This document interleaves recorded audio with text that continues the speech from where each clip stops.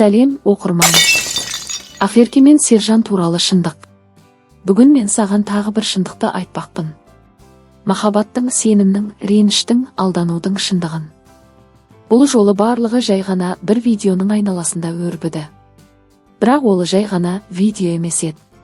Сержан мен Ақерке бұл екеуінің тарихы бір жыл бұрын басталған. Бастапқыда бәрі шын жүректен болды. Ақерке Сержанға сенді. Ол тек махаббат емес, болашақ іздеді. Өзін жоғалтпай, өзгені сүйе білді. Бірақ жүрекпен берген нәрсеге жауап болмаған кезде реніш пайда болады. Аралары суый бастағанда Ақерке шыдап бақты. Ешкімге тіс жарып айтпады. Бірақ соңы айырылысумен аяқталды. Ол өзі үшін дұрыс шешім болды. Себебі өзін жоғалтып алудан қорықты. Бірақ ең ауыр сәт айырылысқаннан кейін болды. Сол кезде Инстаграмда бір видео тарады. Сержан мен Назым бірге түскен жарнамалық ролик. Формасы жарнама. Мазмұны күмәнді.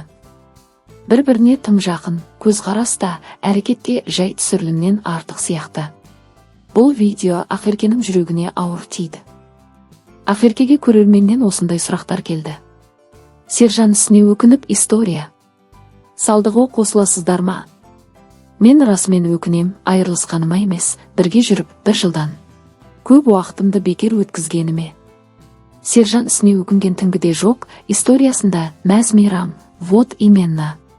Только историясына өкінетін шығар өтірік, хейттен қорқып. Ісіне өкінген адам, ештене жасамаған кіносыз адамның алдына сөйлесуге келетіндей күші болар еді. Өтірік для галочки бір келдім, шықпай қойды, менімен ұрысты деп өмір сүре берсін деді Ақерке. Екінші сұрақ, өзің сұрап алған Сержанның ұсынысы не болды? Хайп па?